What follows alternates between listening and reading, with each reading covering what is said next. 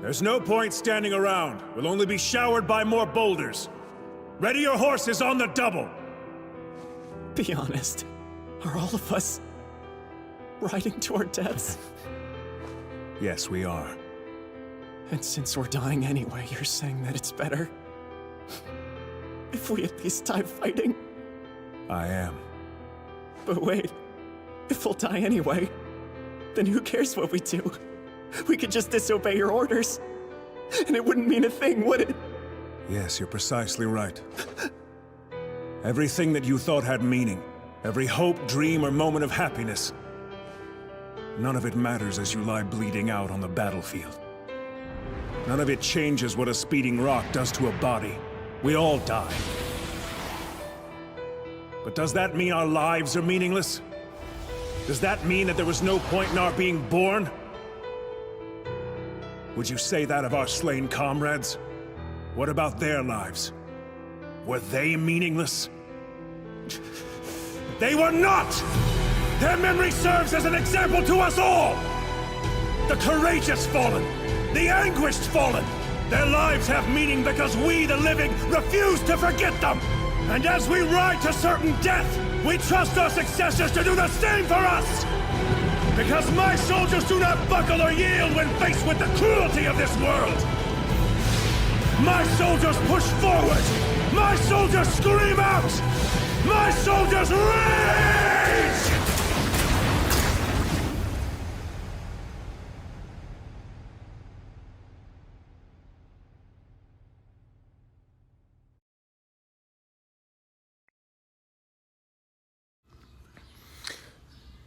Kol halal, Yahweh, Ba'ashem Yahushai, Ba'ashem Yahushai, Ruach HaKodesh.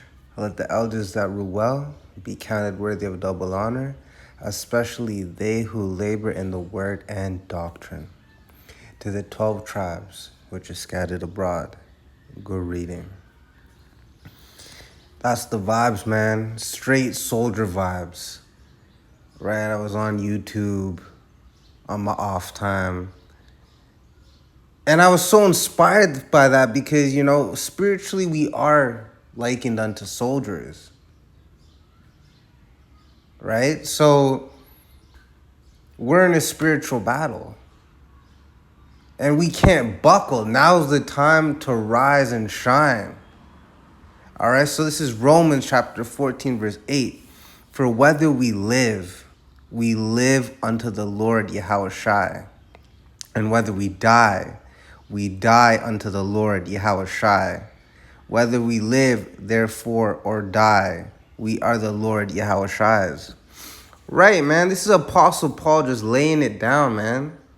Who was inspired and taught directly by Yahushua HaMashiach. So truly, these are actually the words of Yahweh Ba'ashem Yahushai. On down. So going back to this, man, when he was giving his little speech, you know what I'm saying? And the thing is, he even addressed a soldier that was younger in the years, and he was straight up with him. He told him, we are going to ride out to certain death, but does that make the ones that came before us, does that make their lives any less? Like, we're soldiers, man. Like, especially when you read the biblical accounts, like, every single Israelite that was chosen to be the elect, the forerunners, they've all stood strong in Yahweh Shai, so that we may have a chance to learn from them. As it is written, the things were written aforetime, right? And it all led up to be the ultimate example, the pinnacle of it all, the ultimate Israelite, if you would, Yahushua HaMashiach, who knew all this stuff before it would happen, but still fought on. Our general, the ultimate soldato, the ultimate soldier, who we can only inspire to be like, man. I was watching this anime shit. Yeah, it's anime, whatever, but everything is spiritual, man. We're on the spiritual battlefield. You know what I mean? And there's only one thing to do, and that's to fight on. Because he that endureth into the end, the same shall be saved. So this is 1 Corinthians chapter 3, verse 19. For the wisdom of this world is foolishness with Yahweh Shemeshai power. For it is written, he taketh the wise in their own craftiness. Right? The ultimate example of that is he has Esau Edom deceived into thinking Esau Edom will do, like Esau Edom, which is the biblical name of the white man.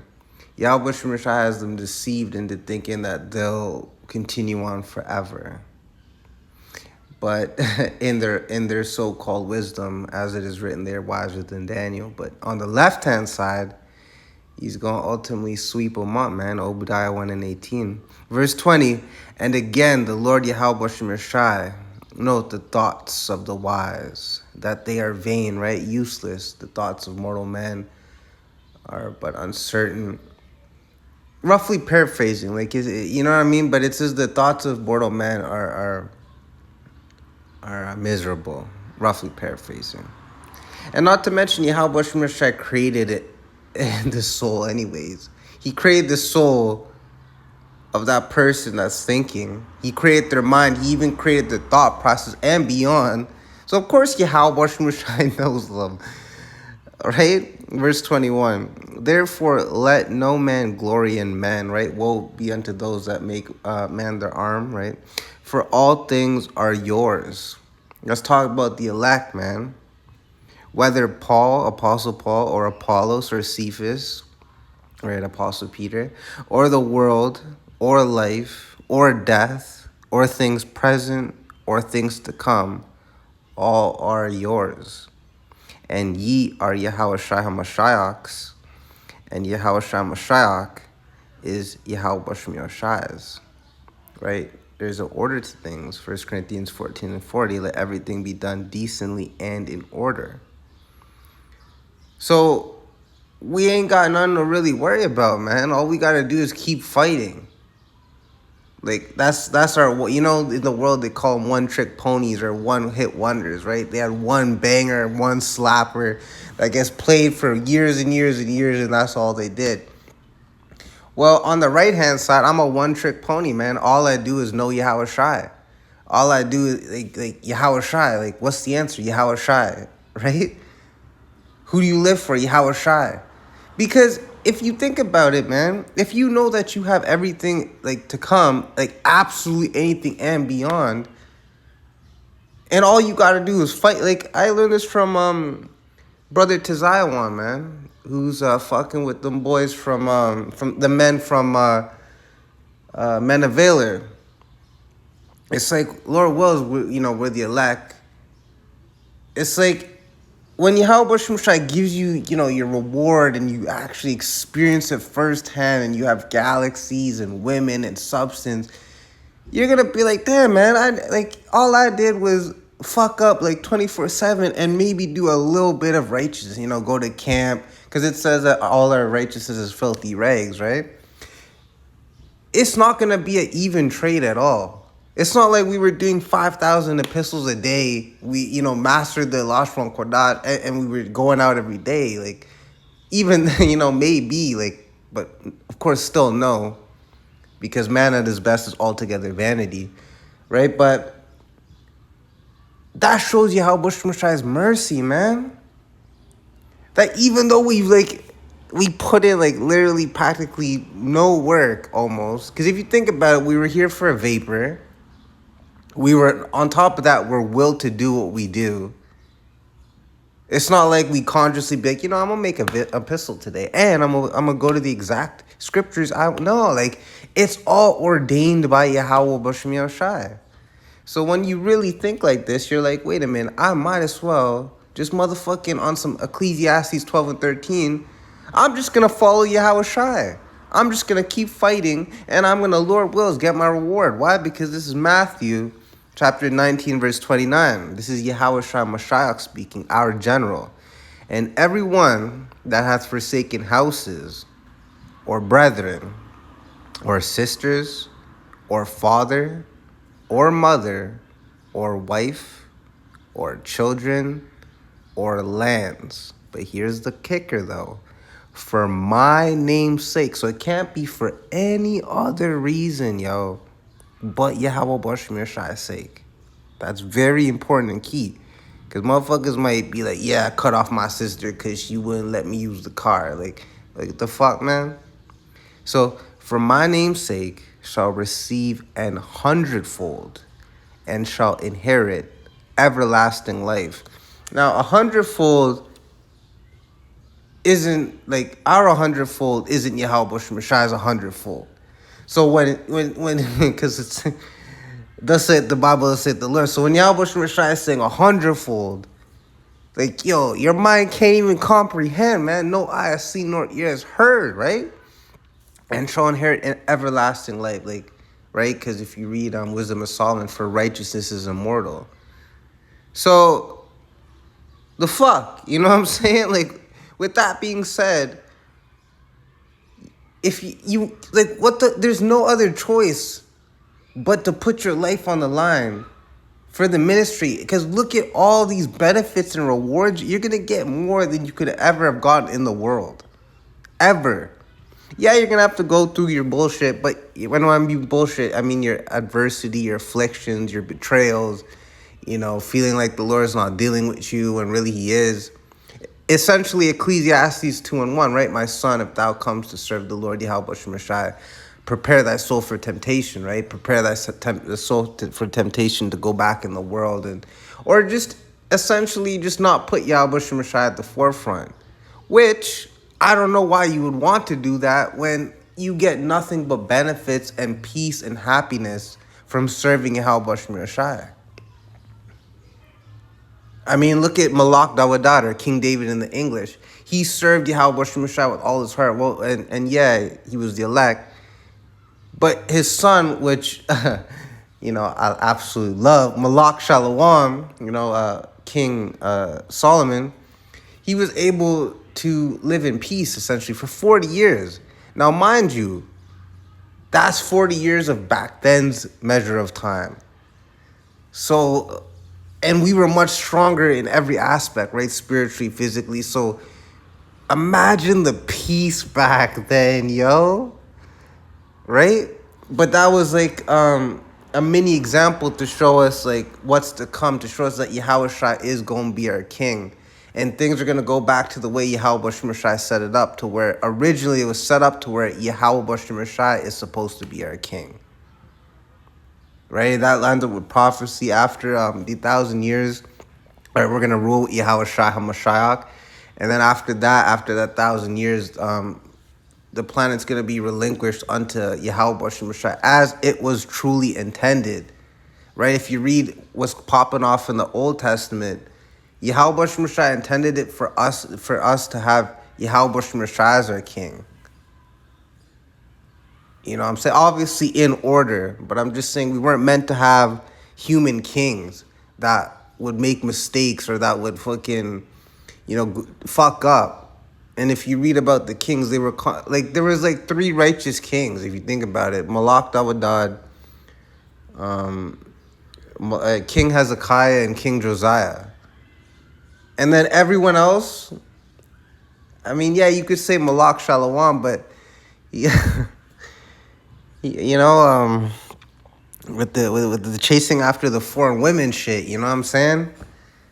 Right? But then that's why through his son Rehoboam, he was only able to rule for 16 years. You know, he lost that. The kingdom was split, right? 3 went to Rehoboam, the southern kingdom, and then the 10 went to the northern. I mean, Salakia.